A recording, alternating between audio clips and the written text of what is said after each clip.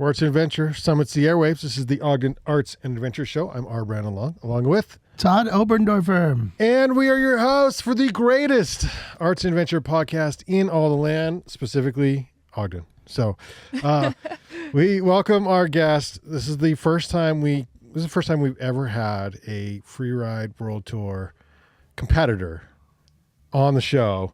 And it'll also be the first time you participated in Wynter McBride. So how did this shake down? Like, you will be on the tour for the first time this year, right? Yep. This will be my rookie season on the Freeride World Tour. Starts in January, you mentioned. Yep. It'll run from January until the first week of April. Okay. And we're talking skiing. Skiing for me. There's snowboarding too. Yeah. For snowboarders, but yep. Skiing for you.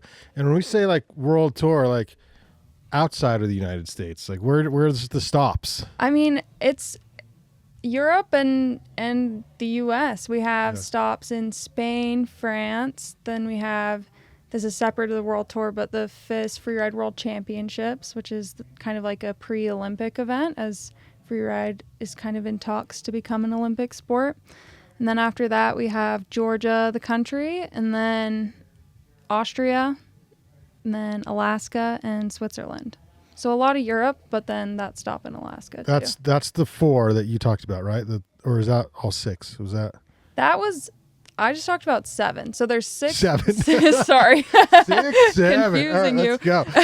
So there's 6 Freeride World Tour stops, and then the Freeride World Championships. Oh, the championships, yeah. That's like a one-off event, but that'll be athletes from kind of all over the world. You got to qualify for that. You got to qualify for that. Okay. So I qualified into that one. Yeah. Okay. Representing USA and Ogden. Ogden. What? Holy shit.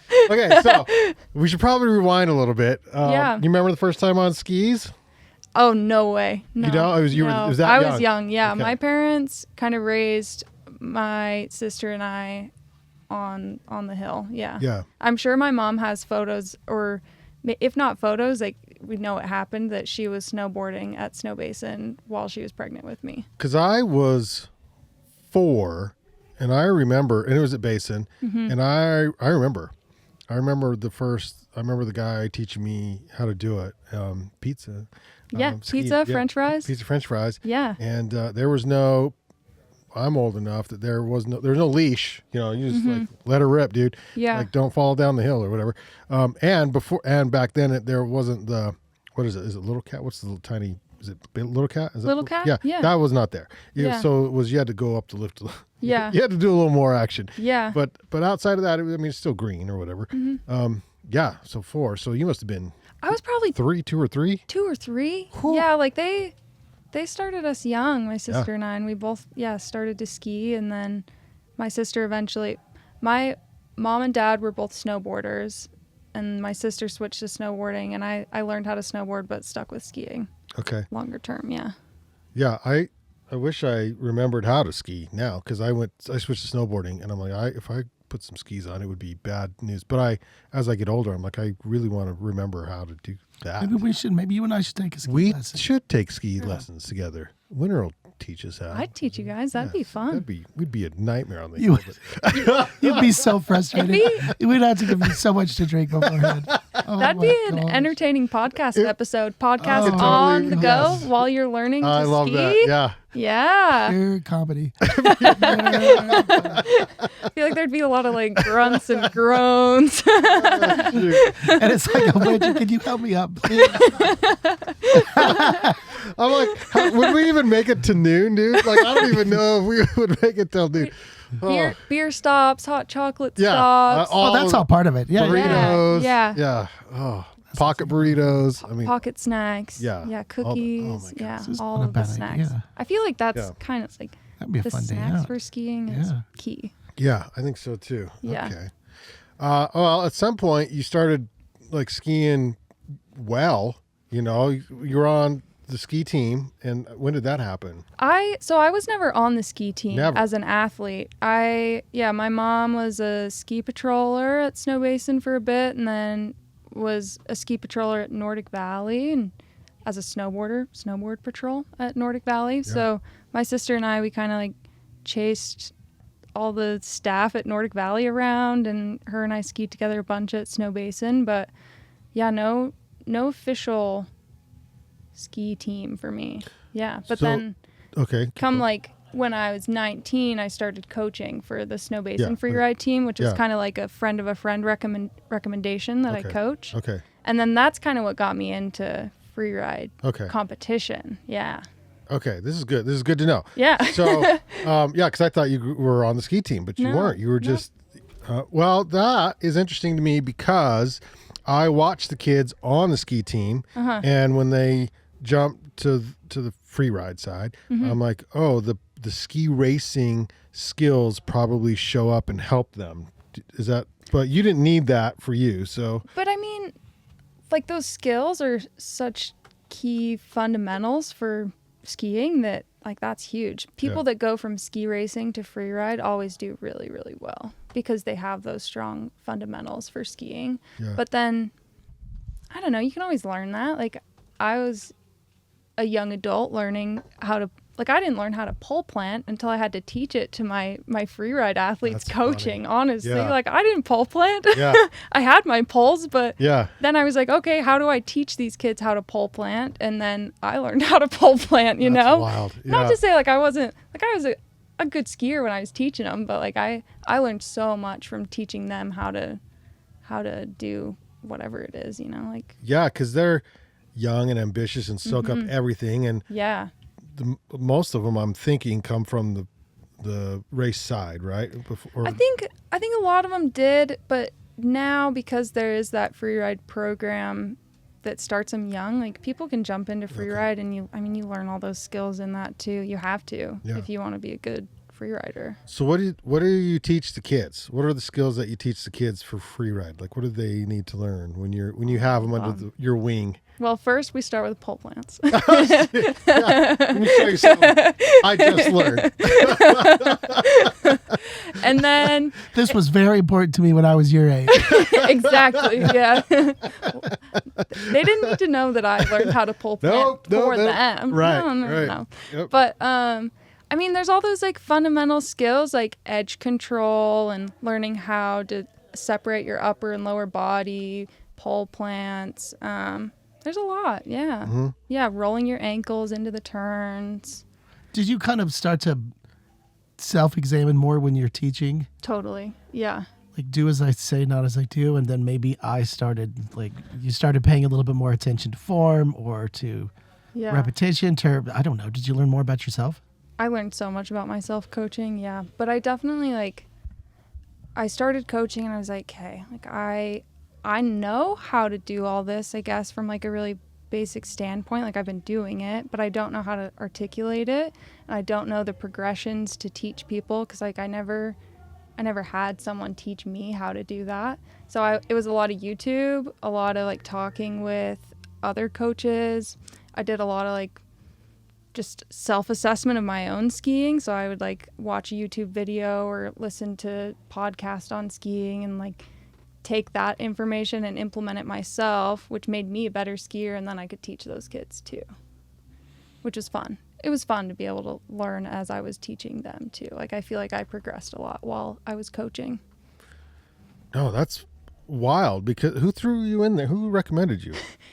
You know, Brittany. Yeah. Yeah. So Brittany recommended, she knew Parker Gray was the head coach for the freeride team at the time, and he was looking for a coach, and she recommended me to him, and he kind of had like a quick conversation with me and hired me, and it was kind of like history from there. Like I fell in love with freeride skiing. At that point I didn't even know what the Freeride World Tour was, to be totally honest. Like I found freeride and I just like dove right into it. I was like, oh, this is what I've been looking for. So you're, you know, like a traditional recreational skier. I mean, I've always been so competitive, and like with my mom working at the ski area, we would do the local rail jams at Nordic Valley. They used to do a ton of them, and they'd do like little slope style events. And so, I mean, I'm so competitive. So like that sort of thing I was always drawn towards. But if I would have known about big mountain freeride competitions when I was you know, 12, 13, I would have been all in on that. You know, Sure. like that's the type of skiing I like to do. Were they around, I guess, around these parts? They were Okay. probably like more Salt Lake, but Ogden, no. Like Ogden started hosting those junior freeride comps at Snow Basin when I started coaching. Like, And that was how long ago? I mean, it's probably like their 4th year hosting one. Yeah. Yeah. So not that long ago. Okay. But there's like freeride's been around for a long time. Sure. Yeah. Yeah. Well, it helps when it's here. So you'd say that your mom closest to a mentor that you have, or was it everybody on the mountain that you were learning Gosh, from? everyone. Yeah. Like I mean, I look up to my mom so much. I think she's so badass, but her being like a really strong. Shout out to your badass mom, by the way. Shout out to badass mom. Shout out Or where? mom. Yeah. Yeah, she's definitely been like so supportive of me and like always encouraged us to go ski as much as we could, and like she worked at the ski area so that we could be there too. And yeah, she's definitely a big mentor, but I've always been super inspired by like all the people around me. My older sister. You've mentioned your sisters many times, so we should talk love about your my sister. Just a sister. little Shout bit. out Yeah. sister too, Sky. Shout out to Yeah. all the sisters out there. Shout out to my sister. Shout out to my mom. Yeah. No, I love them. They're the best. My sister and we skied together so much, and just But you're way better than her, though, skiing. I mean, she's a snowboarder. She's not a great Dang it, skier. it totally backfired. Shoot. I tried. She's a sick snowboarder. Yeah. Oh, okay. That sucks. Sorry, Brandon. Yeah. Well, I'm sure you guys have fun together, but she's not on the world tour. No, she went to law school instead. Oh, snap. Yeah. She did law school. I opted for the sport route, but together we have a good balance, you Yeah. know? Oh, that's fantastic. I love that story. You Actually. chose money and you chose exhilaration. So funny. So, yeah. Now, okay. Well, then now, so you're coaching, and then you were yeah. like, well, I should probably compete. Exactly. So that was exactly it. You know, I was like, hey, I watched Freeride World Tour, and I was like, oh, okay, this is big mountain skiing. And I was like, okay, there's some adult competitions. Like, I'm going to try this. And my approach to it was, I'm going to do this competition so I can be a better coach for these kids. And then I did it, and I like totally fell in love with it. Like, I met one of my absolute best friends, and just like, it was like everything I've been looking for. Like, tons of amazing women skiers that I really connected with, and like it's just like this rich community that I really love. So have you been fearless since like 2 years old, or have there been moments where you're just like, Oh, I'm just going to enter this No, because freeride competition. you've had the opportunity through your folks and your friends and everything to kind of see behind the curtain where a lot of us have not. And so, I mean, some of the stuff you're doing is terrifying. Like, it's terrifying on this side of the equation. It terrifies me too sometimes. Like, it is. It's not like normal to like go stand on the top of a big cliff on this steep snowy It's face. nail like, biting. It is edge of Yeah. your seat stuff that you do. Yeah, it is. And I mean, I love it though. Like Yeah, that adrenaline that you get is insane from like standing in the start gate, and like you've worked so hard to be there, and you like studied your line, and you like have been watching the snow as it changes, and you're like looking at all these features to see what angles you take, and there's just so much to it that I love. And then yeah, you drop in, and it's like, for me, I like am so present in that moment when I'm skiing in a competition run, and then you get done and kind of like black out through the whole run, then you're done, and like that's that, and like all your friends are there, and you get to celebrate, and you get to watch the rest of your friends go, and it's so fun. If you are not in, well, I guess they call it like the flow or whatever, does that make for a worse run if you're thinking too much, do you think? That's hard to say. I definitely have had competitions where I am like kind of zen and calm before, and I do okay. And then I've had competitions where I like this is funny, but like the Challenger events last year, before those are like the final events that qualify you into the World Tour, and this venue at A Basin I was so scared of. Like it was intense, like, and I knew I could ski it, but it was just like, it really scared me. And there was kind of like a lot on the line. Like, it was the closest I'd been to the World Tour, and I was like, I could really do this right now, like depending on how these couple runs go. So it was so much pressure and it was scary. And I was like, I had a full-on meltdown. Like, this is what I'm talking about. I was It's crying. a lot of fucking pressure. It's a lot of pressure. But I kind of I do it to myself though. Like, I love it too. I'm sure you're not the only athlete that does that or has done that I guess. on the mountain too. So Yeah. Like, I'm just fascinated by the whole thing. Like, I just am. Particularly, there's runs that you know inside and out with your eyes shut, but then you're going to be traveling to these places that you've never been. I know. Well, let's talk about that, because I didn't know anything about the sport, and then all of a sudden I'm supposed to comment on it and like MC it at Snow Basin, right, and Powder Mountain. Juniors, and so here's the juniors. Thank God, it wasn't anything more than that, because I have no idea what I was doing. But here's what I learned, and Todd, this is the crazy part. Is because these kids will come from out of town. Now, you have all the kids that ski Snow Basin, and so they know the hill. But the kids from out of town show up, and they may have never been on the mountain. Probably and then not. they give you, what's it called, just the little preview thing that they it's give. an inspection. Inspection, that's right. You get an inspection, and so you get like, I don't know how long, like one time down or two times down? Yeah, one run down, and you can't practice. You can't hit anything. So you just have to kind of like slip through, and you look at it and you're like, okay. So you don't know if like a kicker's going to go one way or the other. You don't know if how far exactly the drop is or whatever, like the rock is or whatever, right? Like looking at it, you can get a good gauge for it. She's Yeah. pro. Yeah. But you can't drop it. You can't practice it. You can't practice. No. You just look through it. Yeah. Okay. You want to know something crazier? Is for the World Tour, you don't get to actually like stand on it. So you get photos and you get to look at it through binos, and then you have to go do it. So I've never done that. I've never done, Really? They call it a visual inspection. Yeah. You go, so instead of like slipping through morning of, because they want to maintain the snow, like they don't want tracks through it generally. And some of it's not easy to get to, right? No. I think a lot of it's far hikes or heli drops, which is, I mean, that's cool too. But yeah, so you just have to look at it and then do it. So that'll be new for me. See, this is what I'm talking about. This is fascinating. This is amazing. It's a really, really interesting sport. It's cool. Okay, so who do you know? Do you know anyone on the tour that you're like, okay, this is your rookie year, which is like the most intimidating thing ever, rookie year. But now you're like, oh, what the hell have I got myself into? And so who's going to help you along, stop to stop? Like, who do you know? Most of these people on tour, like I told you before we started recording, that like I've looked up to these people for years. Yeah. Like I admire them so much. So there's that. Like I'm gonna chat and meet some of my idols in You're going to skiing. geek out on this. I'm gonna geek out for sure. And they're cool. Like they'll talk to you and do like give you some tips or whatever. We'll see. I don't know. I love that so much. Yeah. Yeah, so I'll get to do that. But then like my friend Augustina, so in North and South America, you get 2 female skiers that qualify onto the World Tour. And Augustina's from Argentina.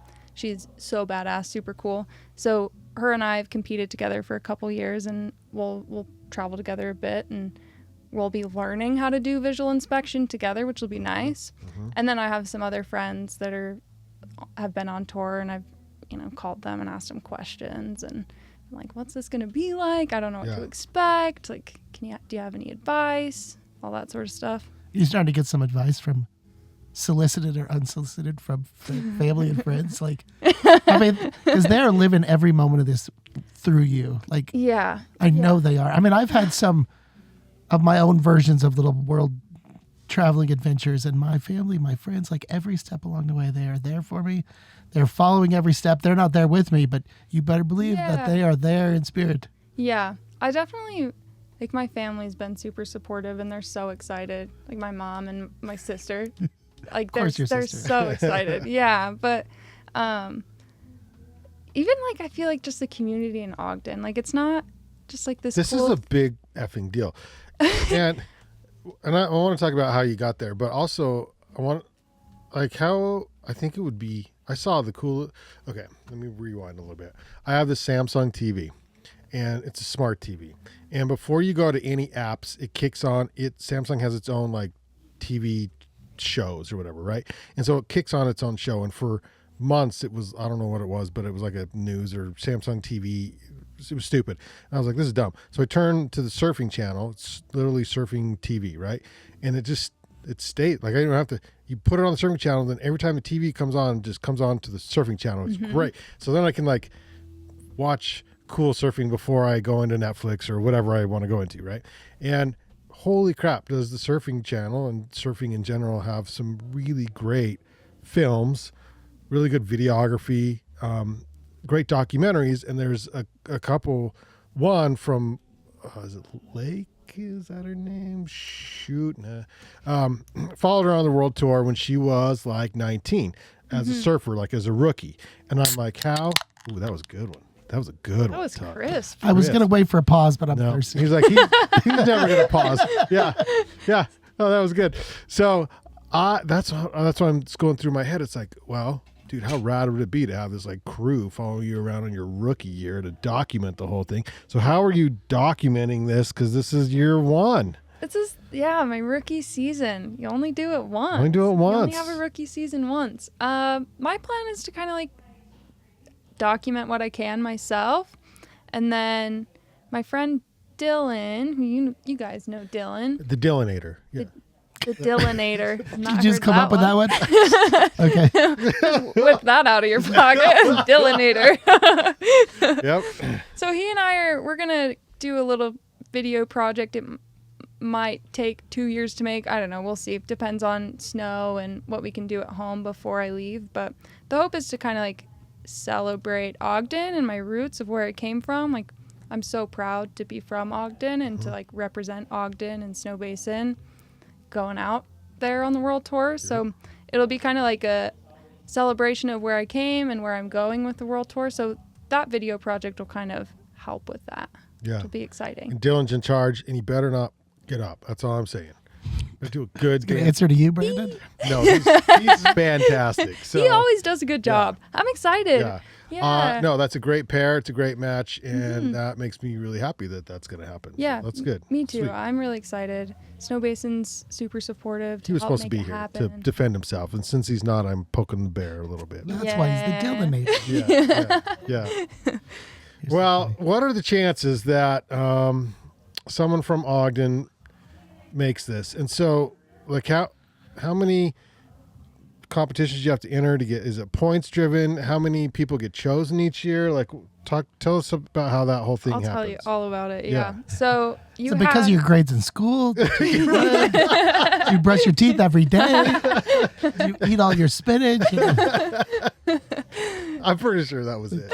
They looked at your permanent record. I know they did. You write an essay? Did you have to write an essay? Oh, you wrote an essay? So, yes.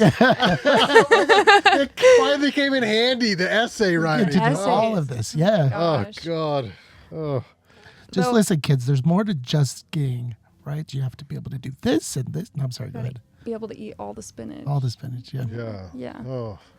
No, it's cool. It's a cool series. You enter into, it's called the Qualifier Series, and it's ran by the IFSA. They're the governing body for North and South America. So you enter into the qualifier events, and they're rated 1-star, 2-star, 3-star, 4-star. You kind of start in those lower level events and work your way up into the 4-star level. Anyone enter a 1-star? Anyone can enter a 1-star. Okay. Yeah. You just sign up. You buy your membership, you sign up, you go give it what you've got. Yeah. And it's points based. So depending on how you finish in the competition, first through however many people compete, you get a certain amount of points. And that becomes your seeding and goes towards your ranking.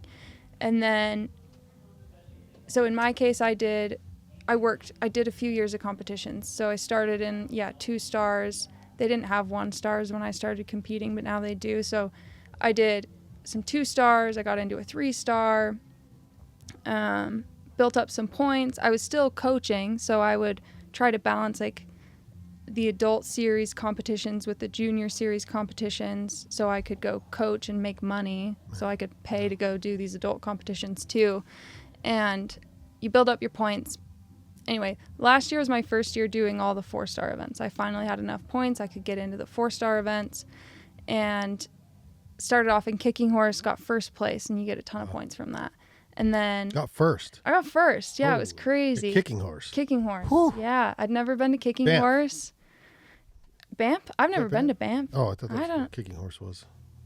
That's not, I guess. I Where's kicking horse? I'm not geographically That's right. inclined. Sorry. I didn't know. I thought kicking horse was near Banff, but that's okay. Is it? Do you know? I thought it was. I'll look it up. All I know is Kicking Horse Coffee, I'll be honest. Yeah. So. Okay. But kicking They horse make really good resort, coffee. right? Kicking Horse Resort is cool. I'll look it up. I'm going to look it up. We're gonna Yeah, look it keep up. talking. We gotta Yeah. pull up a map. Apparently, Yeah, I gotta pull up a map. No, it's okay. on this podcast, we don't know about maps.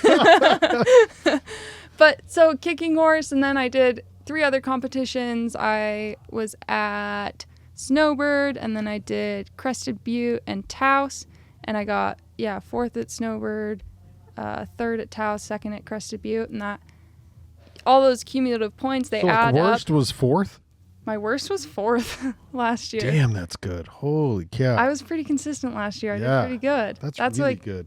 That's and then you qualify into the Challenger Series, which is the final 3 events, and the top athletes from those 3 events go to the Freeride World Tour. So it's kind of like you go into the qualifiers, you work up through the ranks there, go into the Challenger Series, and then the top athletes from those events go to the Freeride World Tour is the progression. Okay, kicking horse is not in Banff. I thought it was.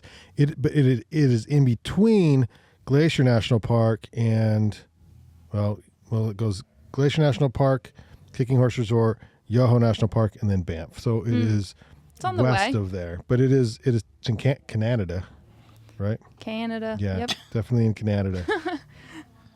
Outside of Calgary somewhere, up in them woods.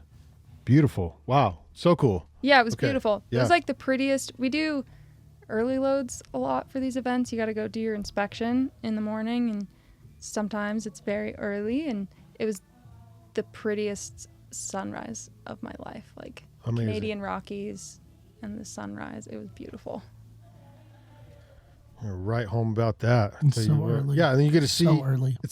Well, it is early and cold, by the way. So early, so cold. Yeah. So you get a worst place of 4, and that gives you enough points to qualify for the World Tour? For the Challenger For Series. the Challenger Series. For the Challenger. Sorry. I know. He was looking up Look at the Banff. map. I'm so sorry. Oh, that's right. Series is that. Okay. Yeah. Yeah. Yeah, so that qualified me. I was first in the qualifiers, and then the 3 events for Challengers. I did a 6th place at Kirkwood, and then back-to-back first places at Damn, Basin. girl. Yeah. Okay. Yeah, sweet. Back to back first. Okay, how you dealing with the pressure at this point? Yeah. Like There's a You're lot of getting better? pressure. I mean, you had a really good year, I had a good and then year. you're moving forward, and the pressure just gets a little bit more intense or a little Turns more. it up, Yeah. And I definitely putting some pressure on myself. Like I've said, like I'm so competitive, so I Yeah. want to do well. But I also know that this year is an awesome like learning opportunity. Like I'm gonna try and just absorb everything from all these people that I've looked up to that have been doing it for years, and like try to make connections with all these people all over the world, and kind of Are you take that Are you still too. coaching? You gonna try and I'm coach? not coaching. Okay, No, all right. no. I still do some stuff with the Snow Basin ski team, doing like coach training Yeah. early season. But no, I'm not coaching the athletes Okay. anymore. Because you're gonna be a damn good coach after this year. You're gonna- I'll have some more experience. That's Yeah, for sure. yeah. Yeah. I'm excited for the kids though. Like they have someone from Ogden that they like that coach them. That's huge. Yeah. And they can like watch those events, and it's Yeah. like more personal for them, you know, and it Yeah. makes that dream, if that's their dream, like more tangible, which is cool. People are getting stoked about all of this. I'll be honest. I don't know if this might be news for you, but the Olympics are coming through Utah in Wait, 2034. they are? Yes. What? So people are talking about it. They're getting excited about these type of things. And so it's not just the kids, like the adults. We're all very excited for you. And we're all very, very excited for just this level of winter sports and having it back in our backyard again. It's gonna be cool. we're Yeah. gonna have so And much fun. I mean, Freeride's on the list to get approved to be an Olympic sport. So we'll see. And that would when be that what happens. year if they got approved? Would that be something you could potentially participate in the future? It could be, Yeah. like 2030 Winter Olympics. Oh, that's right around. Yeah. It's right around the corner, around and the corner. if it gets approved, it would be for that one, I bet. Okay. Yeah, So that and then- fast. I think so, yeah. Okay. Yeah. And I mean, if freeride goes Olympic, then that would definitely be my goal, to be an Olympian. 100%. Are yeah. you serious? That's and so imagine, cool. like, oh, I don't know. It's like this all felt so big and like out of reach for a while, and I just kept like doing it for the other benefits of it. Like I got so much out of it, the relationships and the experience and like going to travel and ski all these cool places. I never like necessarily wanted to be on the Freeride World Tour, but like now it's here. Yeah. And I'm like, wow, I can really like run with this and like make it happen. And you know, if Olympics is right there, it's like, why not? Why you not? know, like try hard and try and get there. That'd be Unreal. sweet. How many women are from North America on the tour? So it'll be myself, Lily Bradley, and then Molly Armanino. And then Justine Dufour-Lapont is the champion from last year. She's from Canada. And then the other girls are from U.S. Okay. Mm-hmm. So one of 5 total in North America? One of, let's see, 4 in North America, and then Augustina from Argentina. So North and South America, there's 5 of us. Dude, the chances. That's crazy. It's pretty, Holy, that is wild. I'm so excited. Yeah. Okay, so what's your strength? You scored back-to-back first place finish. What do you think you do well, and what are some areas that you want to improve on, I guess? I mean, I definitely have some tricks that I'd like to learn, but I feel like my strengths would be kind of like my consistency. Like I definitely only ski stuff in competitions that I know I can ski. That's something that's important to me, to like ski within my limits and know that line, so that I don't, one, like get myself into a sticky situation and get hurt, but also like that's how I know I compete the best, is when I'm skiing within my abilities and choosing lines that speak to me. I think that was a big thing last year that changed as I started to ski lines that I wasn't trying to get a good score. I was skiing for myself. Mm-hmm. Mm-hmm. Well, and I did learn it's a trip to score too, so I don't know what the actual rules are, but the kids, now they're U16 mostly, right? Or U18, whatever. It's a whole slew of ages. I mean, they have U12, so under 12. I think most kids are like 10 when they start that division. Right, yeah, so like 18 all the way under. Yeah. And so they're a ball to watch, and it is fun to watch how some of them just do not give a crap about. They just go full out. Like they hit whatever. They're going to try and do the spins. They're going to try and do, they don't care. They just full charge. And then there's some that treat it like, I'm going to score well and I'm going to get the points and because I want to win. And it's like, I always feel bad because it feels like the ones that just go balls out always wreck. Like they never make it to the bottom. They never make it because they really are going full throttle or whatever, you know? And so there's some strategy there. And I'm assuming that flows over into the big level, the pro level, right? Like it's just not just the kids, because the kids are like, they're all competing with each other and having fun and stuff, and they're pushing each other. But I bet you guys do the same thing.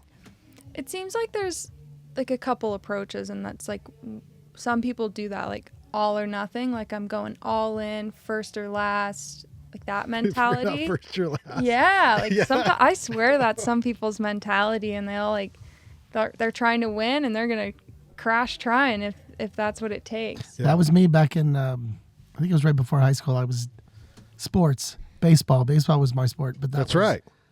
I crushed it, or it was just a devastating game for me. Like it was all or nothing, all or nothing. I was a home run hitter, and it was just like, yep. And most of the time it was probably last, but those firsts were, they were sweet. They were sweet. The pressure, that's the psychological game too, because you're like, dude, I know I can do this trick, but if I don't land it, you know. And that consequence with freeride is high sometimes, you know. Yeah. Like there's these like rocky, long descents below you, and you like might roll over a cliff if you crash, and like the consequence can be high. But you hit something just right. There's a lot of eyes on you. Yeah. We're all watching you. True. Do it for Ogden is what you're saying. No pressure. Are the courses steeper or have harder now, like on the tour than you've seen yet, or are they similar courses? They're definitely longer. Just like a longer run. Okay. But I mean, I'll find out this year, like I don't know necessarily if they're steeper or like more technical. There's definitely some faces that are like, they're like world class, best of the best freeride terrain, and people go there to ski that terrain. But I mean, there's some venues that I've skied that are maybe like similar in like little sections, but not nearly to the like scale that the World Tour is. And I said course, and that's probably the wrong language. So if you're not familiar with the sport, they don't set up a course necessarily. Like it's the mountain, right? We call it like a venue. A venue. Like you get a zone. Yeah. And then you pick a line through that zone. Okay. Yeah, it's not. They don't put poles in the ground necessarily. Just for the boundaries. Yeah. Yeah. Yeah. Okay. Yeah. Yeah, because you can do. That's the idea. Is it's a free ride. You get to do what you want. You look at the mountain, and so how do they? What do they judge the criteria on? Because again, someone can land a big trick, but maybe they have a sloppy style or something. Mm-hmm. Yeah. So, in IFSA's competitions, it's a different judging criteria than the World Tour. So, Really? It's just like slightly different. But IFSA's judging criteria, you get a line score, which is what you ski. So like a cliff is worth this many points, and like this steeper zone you get plus 0.1 there, and then you go from line score to control, and that's kind of like, did you have any errors? Did you have a hand go up above your head or behind your back? Did you get like a weird foot? Did you crash? Like whatever it is, back slap. And then technique is a category, fluidity, air and style. What did I say? Line score, that was a lot. control, Like 4 or 5. technique, fluidity, style. So those are the 5. Yeah. Yeah. And then your essay. That's the. And then, that's the last. like, did you eat your spinach? Most people forget about that. Yeah. It's all part of the game. Yeah. Yes. All part of the game. Oh my God! I wish there was an essay. How? So how you getting your head in the game? Yeah. Oh, Outside of the essay part. Yeah. I mean, What music? I was asking about it. Yeah. What's getting you pumped up? What is you got to stay strong? I mean, there's a lot to it. Yeah. This is a lot. Yeah. So what are Yeah. you starting to think about? So this summer and fall, I've been in the gym a lot, like lots of weight training, strength training, and then I've been rewatching all the old World Tour videos. That's a great idea. Yeah, so I'm picking lines, I'm learning the venues, I'm getting familiar with all of that. And then I've been going to Woodward Park City, which is, they have trampolines and foam pits, and I've been rollerblading a little bit. I've never rollerbladed in my life, but trying to learn some tricks and rollerblade into the foam pit and on. You're training like old school Rocky style. Just all you punching little sides of beef. I've seen it. Yeah. Now punching the beef. I don't know what you're talking about. Okay, so this is a movie you haven't seen. So it's You gotta slabs of meat. You gotta put a giant log on your shoulders and walk through heavy snow. And That's part of the my training God. is Rocky 2. So at some point, is it Rocky 2 or Rocky 4? thought it was One of those. 4 is the 4 Russia. with the Russia. That's Yeah. the one. Yeah, Rocky 4. Do you want to be my So coach? thank you. I'm ready. I'm ready. That's a nice little segue to who's your team right now? Who's like, what does that mean? Is this a You training solo yourself? What the deal, hell are or- you doing this? I mean, freeride's an individual sport, so like it's me. I'm not on a team. No, your personal team. Who's like your personal my team? Who are your personal people? team? Yeah, who are your Who are your people? people? Who's Yeah. who's making sure you're doing what you're training you? doing? And Okay, my people that are training me. I have a friend, Hannah Melanchuk. Because Todd's Hannah. Gonna help right now. Like, Where's- he's I'm- got Old you school like- rock. I'm Rocky style. hiring We're you ready. as my Yeah. coach. Yeah, I need the log on the shoulders, punching the can't- beef. Oh my gosh. At some point you're gonna know what I talked about. I'm gonna have to watch Years from that. now. Yeah. Like, oh, that's what that creep over. Yeah. In other words, Ivan Drago, right? Yes, you know what Ivan I'm talking Drago. The Russian looks like he's literally chiseled out of stone, and But he he's has being trained like modern modern tech techniques in the yeah. in '87 or whatever that whatever was. that was, yeah. So, but he's got computers on him and things on him, like he's on the treadmill running, and they're watching all the score, and then you got Rocky, who's like who has in nothing. the woods. He's in the at woods, a cabin. hitting beef, Yeah. walking through the snow, carrying a log. Yeah, old school. So that's the difference. So yeah. Okay. Different styles So of training. that's actually a great comparison because there are athletes on the World Tour that they're, like they're Red Bull athletes. Red mother they- truck and bull. Yeah. Yeah, like they are connected to the machines and they're Right. tracking their heart They know their rate and, VO2 max. Like Yeah. back there. Yeah. Okay. So there's people training like that, and I'm maybe more the style of logs Rocky. on the shoulder. We all root for Rocky. So Yeah. Okay, Winter cool. all the Yeah. Oh, collectively across the board. Yeah. They made a whole bunch of movies. So we love the Rocky. Yeah. So you got some people behind you. I got some people, like a lot of my friends, we've been doing stuff all summer. I've been in the gym and training myself, and I do feel a lot of support from the community. Like, I feel backed up in all of it. I so feel like she excited needs for a you. team, Todd. Team We're ready. Banyan is We're here. ready. Yeah, we're ready. Sounds like I have a Well, couple. in the very least, we'll get a playlist together. For you. What's your?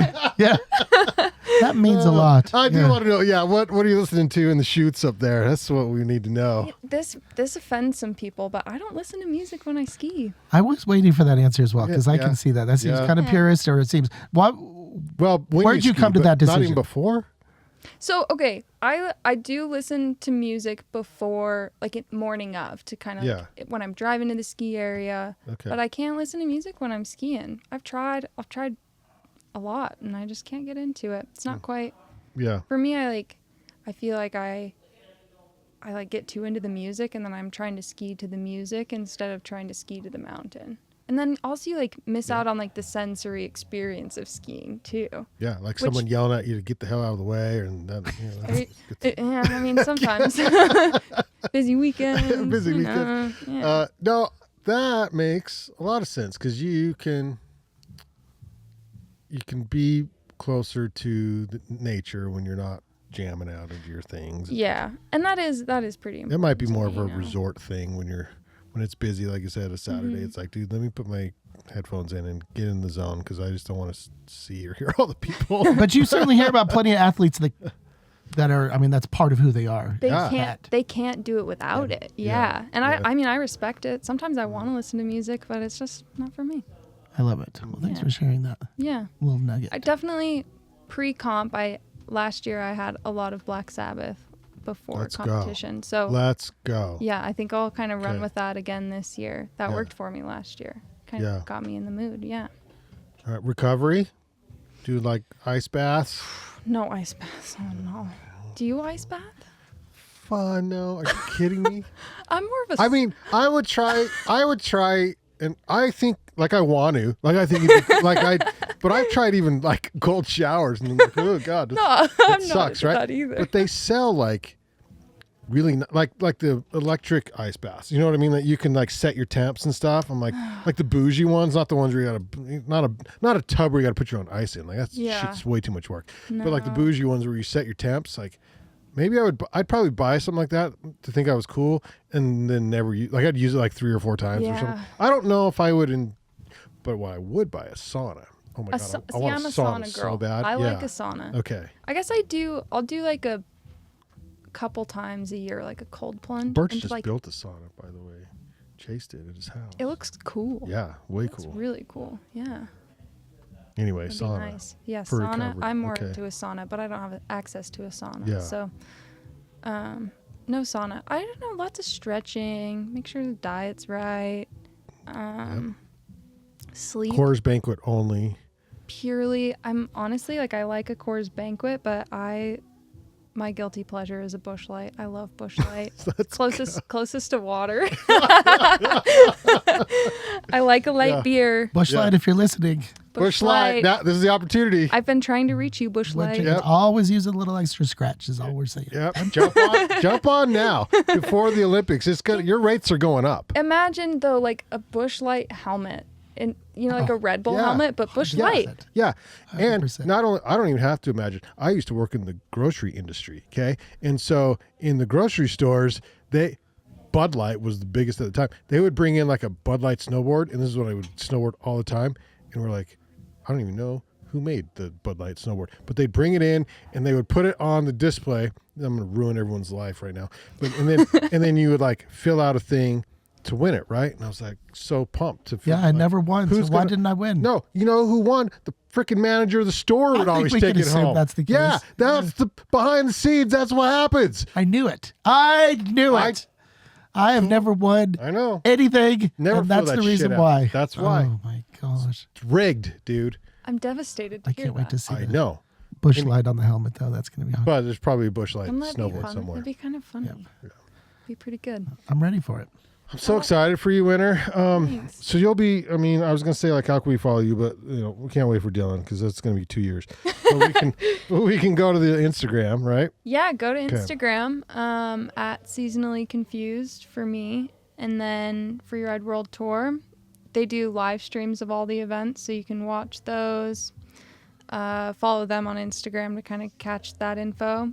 I mean, most of it's going to be Europe time, but maybe you guys ought to do like a watch party. Done. Middle of the night watch party for the World Would Tour. love that. Well, I love, like, I like, so my boys in soccer now and the Euro Soccer League, which is the best league in sports league in the world, is the European League. And like their games are on at like 2 p.m. because they're evening games or whatever. And so I'm like, this is the greatest. Like, you can just watch a soccer game at 2 p.m. in the United States. This is great. But you're earlier, so that would be like early morning. It'd be or pretty something. early morning. Be pretty early morning. Yeah. Done. That's right. We can make Watch it happen. party. Yeah. You do Now, a is watch party. You got lots of events to watch. are the women's and men's like at the same time, or are they two different tours, or how does that work? It's the same tour. Yeah. Same so tour, okay. Men, women, skiers, snowboarders, all in the same venue. They Okay. run it same day, so one person goes. I think they do like a draw for what division drops first, and you do a bib draw for what athlete drops first or last, and then everyone runs. They do live scoring of the event, so you know your score at the bottom of the run, and then it takes a couple hours to get through. Then This is then you're phenomenally cool, and you are so chill about this whole thing, and I love it so much. you gotta think I've had all summer to get chill about. I gotta get zen No, before this is this a good winter. chill. Yeah, when did you find out? And how long have you known? Because this is So like April last year. okay. Yeah. So yeah, I found out after that A Basin competition. Okay. Yeah. January is so close. It's so close. I had Yeah. a moment the other day where I was like, oh boy, like we're a month and some out. Like I better get my things together, pack my little bag. Yeah, and in North America, we don't have snow in July in Utah. So do some athletes go south and ski all year long to train and stuff? Definitely, yeah. Yeah, Head okay. to New Zealand or Yeah. Chile and Argentina. I went down to Chile this summer and it was so cool. I Highly bet. recommend it. if I you guys bet. have a Highly chance to- recommend. I do, yeah. That's not controversial. That sounds great. Yeah. Not controversial. Am I missing something? No. No, that'd be a dream. No, it sounds like a dream. It sounds perfect. Yeah. It's very cool. I love it. I love it. Yeah. Super, super cool. It was fun. But a lot of people go do some summer skiing in New Zealand or Chile or Argentina. Yeah, I often wonder because every major sport has an off season, right? And then every off season includes about a month, maybe ish, of like you don't even have to report to the team necessarily. Like you're just off. Like you vacate, like settle, like recoup essentially, and then you've got like training to build up to this to the season, and then you have the season. Yeah. And that's like major sports teams or whatever. And so I'm wondering if, you kind of don't want to necessarily train all. You do want to take like some time off, right? Recoup and recover. And Yeah, and I definitely did. Yeah. Rest time. My off-season sport's mountain biking, so I did a ton of mountain seasonally bike. confused. Seasonally confused. Yeah, fitting. Lots of mountain biking, and that kind of like, it's nice to have skiing and then to have mountain biking, and then come this time of year, like I'm excited to ski again. You know, like I had my season, I got my fill, and then I can be excited again for it after mountain bike season. Oh, this is great. Yeah. Last question that I have, and that is, I want to know who you're excited to meet / watch ski on the tour. So many people. Yeah. I'm really excited to ski with Lily Bradley and Molly Armanino, those other people from North America. I'm excited to ski. Gosh, I could just list everybody. Astrid is a skier that I've really admired for years. She's super cool. She's a French rider. Those are kind of like the main ones, yeah. These girls that I've looked up to for anyone time. Intimidating? I mean, I don't know. I have this saying, like, are they intimidating or are you intimidated? And I don't know that most people are intimidating, actually. Other than you, Brandon, you were intimidating. We all feel. I know. I can't help it. I don't know So what it is about intimidating, you. Brandon. Yeah. I'm so excited for you. I can't believe that Ogden kicked out, which is awesome. A world tour freeride skier, meaning like I don't know. I mean, I should believe it. A kid I went to high school with was training to be on the back in the early '90s. The snowboard slalom team for the Olympics, and like we have athletes here, a lot of athletes here, and I just don't know if we get the credit in Ogden that maybe Salt Lake, Park City kind of does as far as bumping up to that next level, you know? Yeah, I agree. Yeah, people kind of talk down on Ogden for whatever reason, but I mean, we have world-class terrain between Snow Basin and Powder Mountain. We have excellent access to those places, and I mean, an awesome community of people to support you too while you're doing it. Yeah. Ogden's got, it's kind of a whole package. And in like every sport too, like world-class skiing, world-class mountain biking, rock climbing, if you're into that, like Podcasting. We didn't even talk about podcasting. that. World class. World class talk. Just saying. Ogden's own. Ogden's own So cool. podcasters. Oh, well, good luck. I am so excited for you. Todd, do you have any other questions? No, we're just stoked. And then We're pumped. regardless of how much you want to share, just share a little bit more, just because we're all very excited for you. And we want to be inspired by you. And that is like the best form of any kind of social media that lives out there, is not all of the other stuff. It's just to be inspired by. You know, so we're all living vicariously through you. Yeah. Can't wait to talk to you when you get back. And we'll set up Thanks. some time to see, you know, how things went, the good and the bad and the ugly. And, Yeah, I hope so. you know, it's going to be an incredible learning experience. You're going to meet such incredible people and just lifelong friends and then some other shit that I'm excited to talk about. You know what I mean? Yeah. Like, that's the unplanned stuff. Yeah. We You don't know what I what's mean? going to happen. That's the Yeah. best thing, yeah. And I think that that's one thing that we collectively do well in Utah, is just to prepare for those kind of unexpected, like, cool things that just pop up. Oh, man, know. I hope so. Yeah, I can't wait to see what happens. We're stoked. Yeah, thanks. Good luck. Thank you. It's just around the corner. It's just around the corner. I'm excited. I love it. Congratulations one more time, and have a great rookie season. And I just based off of your attitude, I feel like it's going to go awesome. Thanks. So, yeah, I yeah. hope so. I'm really looking forward to it. I'm excited to represent Ogden too. Yeah. I'm proud to be from here. Awesome. Love it. Todd, do you have anything else you wanted to add on the art side of things, like your daily? Yeah, I'll talk a little bit about the daily job. And so this past Friday, we had the opening reception for 2 new exhibitions at my gallery, Finch Lane. And so we have in the East Gallery, it is a printmaking show, 9 female printmakers. And That's a lot of printmakers. it's an amazing curated show, really best of type of thing.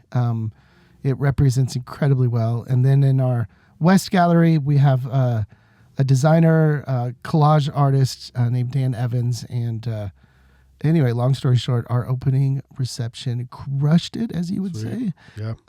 We had like 300 plus people, Wow. which is phenomenal for our space. Whatever the fire code capacity is, it was right below that. It was really crowded, let's just say. But it runs through December 26th. It's another must see, but it is our final exhibition of 2025 somehow. Holy smokes. And our gallery stroll for December is changed up a little. I'm not going to be able to make it down there because I'll be up here. And so the gallery stroll for Salt Lake in December is the first Friday, which coincides with Ogden's. Yeah. And so, And your birthday. Well, ish. Ish. Well, happy birthday. Yes. No, Happy birthday. Yeah, December 1st, Yep. just around the corner. I can't believe it. December Yeah. Oh, exciting. But come check us out. If you don't make it down there, there's no reason. We're not that far away. So come say hi. That's awesome. Yeah. That was a killer opening. That was good. Thank you. I ought to talk to you. I'm a painter. Shut Maybe up. I get some. We'll see how we do can a do. little Yeah. show. Do you show?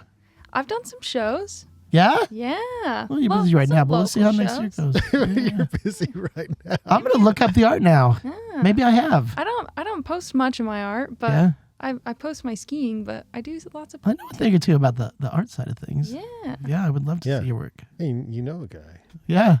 Yeah. I'm a good guy to know for that. type of stuff. Yeah. Fact, we did a little shindig here the other day where we had an artist record like an album, and one of his best, this is so funny, they're both from Wisconsin, and they now both live in Utah, Ogden and Salt Lake, and they're like best friends. They like went to elementary school together, and his name's Noah, is the photographer, and he's out of Salt Lake, and he's trying to show, and I said, well, I don't know that world, but you can contact Todd, who's my business partner, because he can give you some tips. I know on that how community, to do that stuff. and I know Yeah. it from Logan to Provo. And he's not a lot of people that do what we he's do. a pro. He shoots ski. Like he was up at Alta shooting the moon and all this kind of stuff earlier. Anyway, he shoots all that stuff. So I love that. Yeah. did they move together from Wisconsin? No, they so they didn't know they followed each other on the socials somehow, and the one was military and like served like overseas in the Middle East and stuff, and the other one decided to be a photographer, and then the military guy got stationed at Hill, and then the photographer guy, and they were like, dude, let's meet, we're And like they bros from, and they connected. It was a sweet story. I heard it the other night here in our studio, and they were talking about, and then they were, I think, well, it's Monday now, but I think they went to the desert this weekend together to go hike around and mess around and stuff and do stuff. But they play outdoors together. They're very into the outdoors all the time. And the one guy is an engineer on base, and the other one is a pro photographer. I should pull up his account. He was great. While you pull him up, we need to get Cam back on again to talk about his trip. He just got back from Paris. He went to this incredible photo show there, which is his specialty. Cam McLeod, this amazing photographer. I know Cam. And a good friend of ours. And he just got back from this incredible trip. And he's doing such incredible things too. Cam is an amazing photographer and an amazing human. Yeah. Just in general, I like, left that good camera dude. on her Yeah, while you were such a good talking. guy. Sorry about that. Noah Wetzel. I couldn't remember his last I name. wonder if I know. International award-winning photographer. You can learn more about his work at the Name kind of sounds familiar. WetzelGallery.com. And he's great photography, really nice person, and it was fun to have the Wisconsin It boys. just sounds like a pro photographer's name. Noah Wetzel. Noah Wetzel. Cam McLeod. Yeah. These are like strong names. Yeah, These they great are. names. Yeah. Yeah. Wynter McBride. Geez, all these, we're surrounded by it. Then you got Brandon Long and Todd Oberndorfer. But I have a strong Podcasters. name.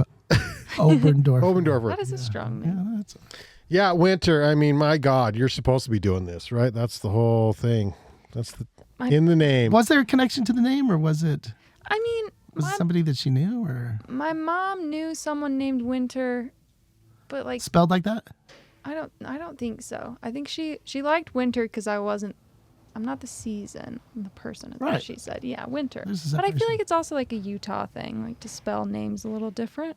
Oh, 100%. Yeah. It infuriates me most of the time. I kind of like Winter. Winter is fine. Like, I kind of like Winter, and that to me sounds like the proper way for a name, Winter. But there's so many Utah names that I'm just like, that's a lifetime little of far. correcting people. That's a lifetime of correcting people. Well- no, it's spelled like this with the silent this and the silent that. I'm like, oh boy. Wynter? Are you here? Like, yeah. What did you get? Any weird? I think I got that once? in Yeah. elementary for school, you. but mostly Winter. It's My pretty- daughter's name is great. Isla after her grandmother, Isla. That's a cute name. She's in high school now, and I can't believe the amount of time she comes home and is like, yeah, the sub had no idea how to say my, like they do not It's know kind how of an to old say. school name. Isla. Yeah. Isla, and some just won't even try. That's the Spanish Isla is anyway. It is the Spanish. Isla is.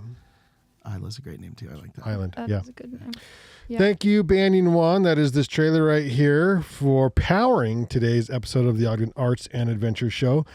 Listen and subscribe to Ogden Arts and Adventure on YouTube. You can look for us on Facebook, Instagram, Apple Podcasts, Spotify, and we have a website, thebanyancollective.com, where we put some fun stuff. You can download the Podbean app and always be updated when one of our podcasts goes live as well. If you found value in this podcast, which I know you did, you should give us your life savings at buymeacoffee.com/banyanmedia. And if you did that, then we could kick some over to Wynter and help sponsor done. too. So. That's exactly what we do. Yeah, it would like to be a real small percentage, but there would be a little. It would be sure. a little, yeah.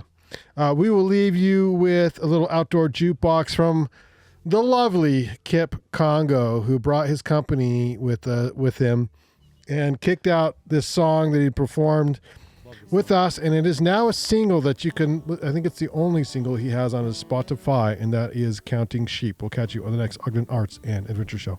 See ya. Thanks. Bye. Thanks, guys. Aw, that was great. 1, 2, 3. Lay your head next to me, darling. I can't sleep, so I'm counting sheep. Count on us, count on fate, count on all our mistakes.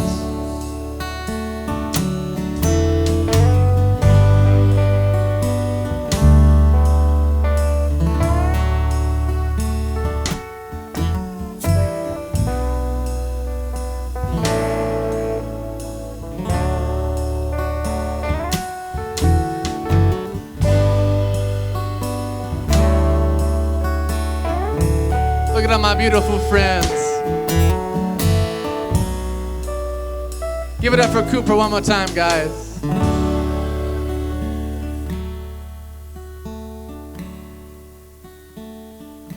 Well, I saw the weed fill my head as I try to dream.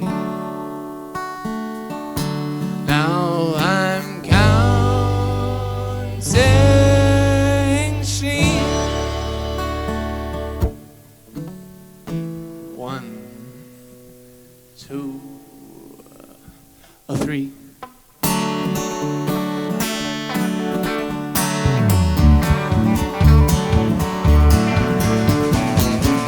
I was $4 short, always 5 minutes late. Working 6 days of the week, except on Sundays, for the Lord is a good friend. But Jack Daniels is my best friend. Number 7 got me feeling some type of way. Could be them mushrooms that I ate. I got 9 lives, or I've 9 wives. I could call that she's a 10. Pumping gas down at the old 7-Eleven and sharing $12 cups of coffee doesn't feel quite right. I'll give you 13 reasons why we should make love tonight. Got me singing yodelay. Oh yes you do, oh yes you do, oh yes you do, baby.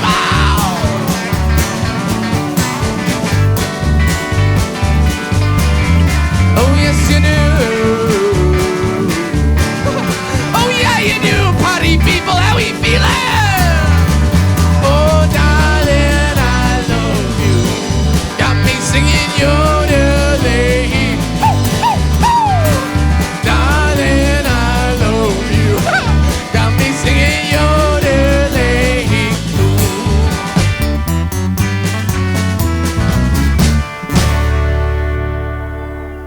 Yeah. Kip Congo, Van Sessions. I'm having a good time. I hope you all are too.